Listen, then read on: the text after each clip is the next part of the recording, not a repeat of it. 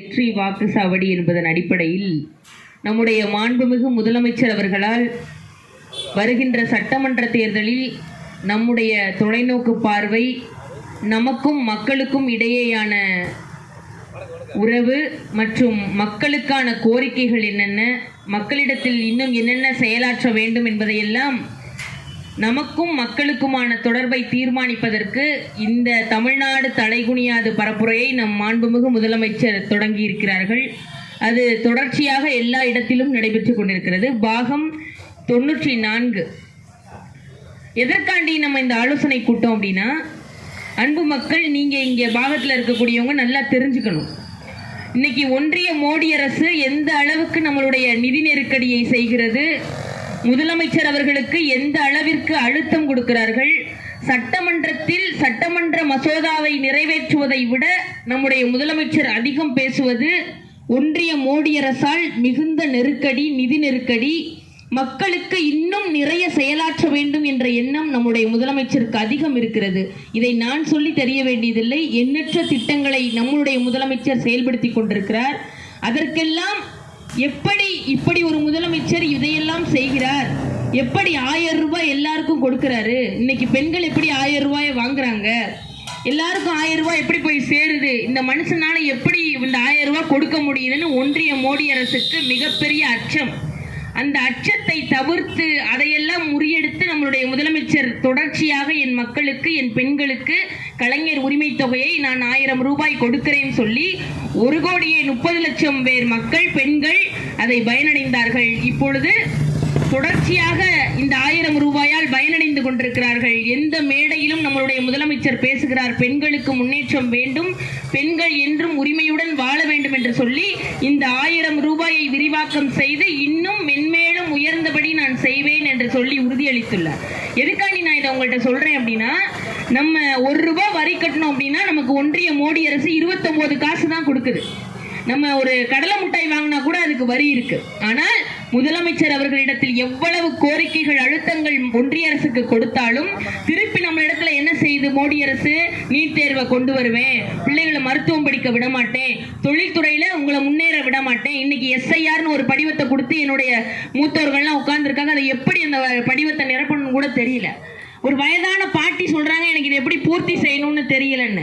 நீங்க செய்யறதெல்லாம் சரிதான், நீங்கள் தீவிர வாக்காளர் திருத்தம் செய்யறதெல்லாம் சரிதான், ஆனால் தேர்தலுக்கு குறுகிய காலத்துக்குள்ள இதை ஏன் நீங்க செய்யணும்? அதுதான் முதலமைச்சருடைய கேள்வி.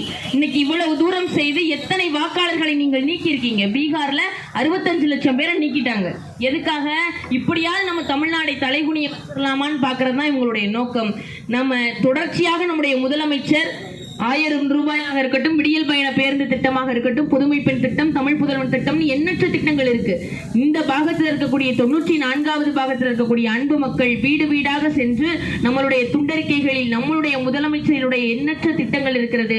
மாற்று கட்சியை சேர்ந்தவர்களின் வீடுகளில் கூட நம்மளுடைய முதலமைச்சர் வாழ்ந்து கொண்டிருக்கிறார். திட்டங்களின் வாயிலாக ஏதாவது ஒரு வகையில் கலைஞர் உரிமை தொகையை ADMK காராக இருந்தாலும் சரி, இப்ப வந்திருக்கிற விஜயா இருக்கட்டும், சீமானாக இருக்கட்டும், யார் கட்சியே இருக்கக்கூடிய வீடுகளா இருக்கக்கூடிய பெண்கள், அம்மாமார்கள் 1000 ரூபாய் வாங்குறாங்க. அதே மாதிரி ஒவ்வொரு பிள்ளைகளும் கல்லூரிக்கு போற பிள்ளைங்க 1000 ரூபாய் வாங்குது. பல பிள்ளைங்க பையங்க 1000 ரூபாய் வாங்குறாங்க. இன்னைக்கு ஸ்டாலின் பஸ் சொல்லி என் பெண்கள் ஒரு இடத்துல இருந்து இன்னொரு இடத்துக்கு கட்டணம் இல்லாத பேருந்தில் பயணம் செய்யறாங்க. என் பெண்கள் ஒரு இடத்துல இருந்து இன்னொரு இடத்துக்கு வேலைக்கு, கணவனுக்கு உறுதுணையா அங்க வேலைக்கு போறோம்னு சொன்னா அதற்கு முதலமைச்சர், உங்களுக்கு நான் போக்குவரத்து செலவிற்கு நான் அந்த ஊதியத்தை தருகிறேன், அவர்களுக்கு அதற்கான ஊதியத்தை, அதற்கான தொகையை நான் செலுத்துகிறேன் சொல்லி முதலமைச்சர் அதை பெண்கள் நீங்கள் கட்டணம் இல்லாமல் மகிழ்வோடு பயணம் செய்யுங்க, விடியல் பயண பேருந்து திட்டம், நான் முதல்வன் திட்டம்னு பாமரக்கோடியில கிராமத்தில் இருக்கக்கூடிய பிள்ளை இன்னைக்கு மிகப்பெரிய நிறுவனமாக IITல போய் வேலை செய்து பயிற்சிக்கு மிகப்பெரிய அளவுல வெளிநாடுகளுக்கு போகுது. கிராமத்தில் இருக்கக்கூடிய பிள்ளைகள் இதெல்லாம் யார் வந்தால் செயல்படுத்த முடியும்னா நம்மளுடைய முதலமைச்சர் முத்துவேல் கருணாநிதி ஸ்டாலின் மட்டும்தான். ஏன்னா ஒன்றிய மோடி அரசு, மோடியினுடைய, அமித்ஷாவினுடைய காலில் அடிமையாக எடப்பாடி இருக்கிறார். அதையெல்லாம் தூண்டி விடுவதற்கு விஜய், சீமான் போன்றவர்கள்லாம் வந்து வார வாரம் சனிக்கிழமை கத்துனா முதல்வராக முடியாது. எண்ணற்ற திட்டங்களை கொண்டு வந்து மக்கள் பயன்பெறாங்க பாருங்க.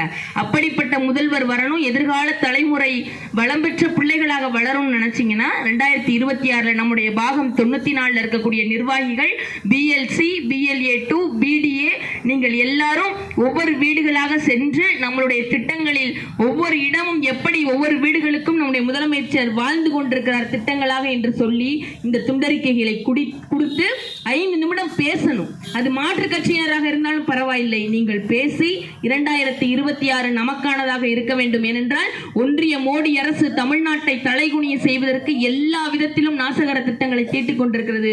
அதனால்தான் பின்னாடி தமிழ்நாட்டை தலைகுனிய விடமாட்டேன் நம்மளுடைய முதலமைச்சர் தூக்கி பிடித்துக் கொண்டிருக்கிறார்.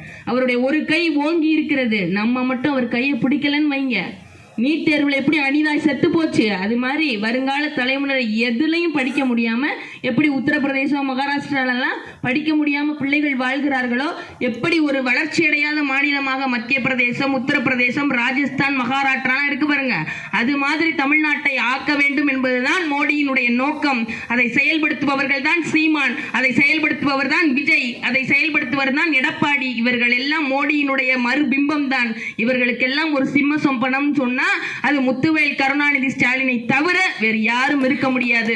அதையெல்லாம் நீங்கள் உறுதி கூர்ந்து 2026 நமக்கானதாக இருக்க வேண்டும், நம் எதிர்கால தலைமுறையினருக்காக இருக்க வேண்டும் என்று சொன்னால் மறுபடியும் அரியணையில் ஏற வேண்டியது நம் முதலமைச்சர் தான் என்று சொல்லி என் அன்பு மக்கள் நீங்களும் உறுதி கூறுவீர்கள் என்று சொல்லி விடைபெறுகிறேன். நன்றி, வணக்கம்.